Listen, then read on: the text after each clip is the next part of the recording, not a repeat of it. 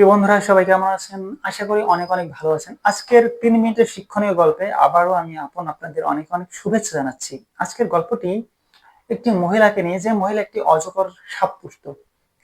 একটা মহিলা মস্ত বড় সাইজের একটা অজগর সাপ পুষত। অজগর সাপটি তার অনেক প্রিয় ছিল এবং আমরা জানি দেশের বাইরে কিন্তু এগুলো হয়, অনেকে সাপও পুষে থাকে। এই যে আমাদের পাশেই চীন দেশে তো ওরা সাপ খেয়ে ফেলে, অনেকেই সাপ না রান্না করে কাঁচা সাপ খেয়ে ফেলে। তাছাড়া আমরা তো বিয়ার গ্রিলস এর যে ভিডিও বা ডিসকভারি চ্যানেলে আমরা দেখেছি। যাই হোক, সেদিকে আমি কথা আগাবো না। আমার গল্পটা হচ্ছে, এই মহিলা অজগর সাপ পুষতো এবং পুষতে পুষতে একদিন দেখলো হঠাৎ করে ওই সাপটি খাওয়া দাওয়া ছেড়ে দিয়েছে। কোনো কিছু খায় না, কিন্তু সাপটির বিশেষ কোনো রোগ বা বিশেষ কোনো সমস্যা নেই।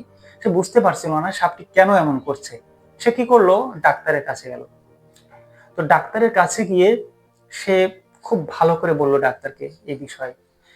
ডাক্তার মনোযোগ দিয়ে শুনলো, শুনে বলল, আচ্ছা আপনার সাপটি কি 2-3 দিন যাবত কিছু খায় না, কোনো রোগ ছাড়াই? মহিলাটি বললো, হ্যাঁ, কোনো রোগ হয়নি, কিন্তু 2-3 দিন যাবত কিছু খায় না। তারপর আবারও বলল, রাতে সাপটি কি আপনার সাথে ঘুমায়? তো মহিলাটি বললো, হ্যাঁ, সাপটি তো আমার সাথে ঘুমায়। বললো, আপনাকে জড়িয়ে ধরে কি ঘুমাচ্ছে? বললো, হ্যাঁ, এর আগে কিন্তু জড়িয়ে ধরে ঘুমাতো না, এখন ইদানিং এই সাপটি আমাকে জড়িয়ে ধরে ঘুমাতে শুরু করেছে এবং আমার চারপাশটা কিরকম একটা পেঁচিয়ে পেঁচিয়ে আমাকে নিয়ে ঘুমায়।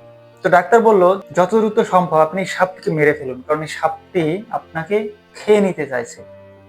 এই জন্য সে না খেয়ে একটু প্রস্তুতি নিচ্ছে এবং আপনার চারপাশটা মেপে নিচ্ছে যে আসলে তার মধ্যে আপনি ঠিকঠাক ভাবে ঢুকতে পারবেন কিনা, আপনাকে খেতে পারবে কিনা, এটা সে চেক করছে। এরপরে ওই মহিলাটি দুশ্চিন্তায় পড়লো এবং ডাক্তারের কথা অনুযায়ী কাজ করলো। এই গল্পের শিক্ষা হচ্ছে, কারোর মধ্যে হঠাৎ পরিবর্তন, সেটা কোনো একটা খারাপ লক্ষণ হতে পারে, ভালো লক্ষণও হতে পারে, তবে খারাপ লক্ষণ হওয়ার সম্ভাবনা বেশি। এবং কাউকে বেশি প্রায়োরিটি দেয়া যাবে না। যে আপনাকে জড়িয়ে ধরছে তার মানে এই না যে আপনাকে ভালোবেসে জড়িয়ে ধরছে। হতে পারে আপনাকে গিলে ফেলার জন্য জড়িয়ে ধরছে। আপনার জীবনে ক্ষতি করার মানুষ অনেক কিন্তু আছে, পেয়ে যাবেন। আপনি খুঁজলেই পাবেন, না খুঁজলেও পাবেন। কিছু মানুষকে ক্ষতি করার সুযোগ আপনি নিজে দিচ্ছেন, কিন্তু আপনার উচিত ছুঁড়ে ফেলে দেওয়ার ক্ষতিকর মানুষকে। কোনো দরকার নেই।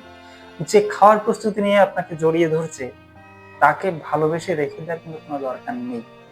ইচ্ছে করলেই কিন্তু তারা সবল মারে, আপনাদেরকে খেয়ে নেয়। এটা উপলব্ধি করবেন।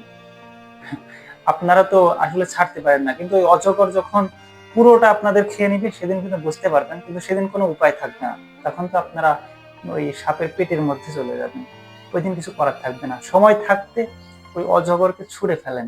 যে আপনাকে জড়িয়ে ধরছে কিন্তু ক্ষতি করার মানসিকতা, পদে পদে বুঝতে পারছেন যে আপনার ক্ষতি করে বা ক্ষতি করবে, ভবিষ্যতে আরো ক্ষতি করবে, প্রতিনিয়ত ক্ষতি করে, দরকার নেই তার সাথে সম্পর্ক রাখার। সবাই ভালো থাকবেন, সুস্থ থাকবেন। সবার জন্য শুভকামনা জানিয়ে আজকের মতো আমি আপনাদের মাঝ থেকে বিদায় নিচ্ছি। আল্লাহ হাফেজ।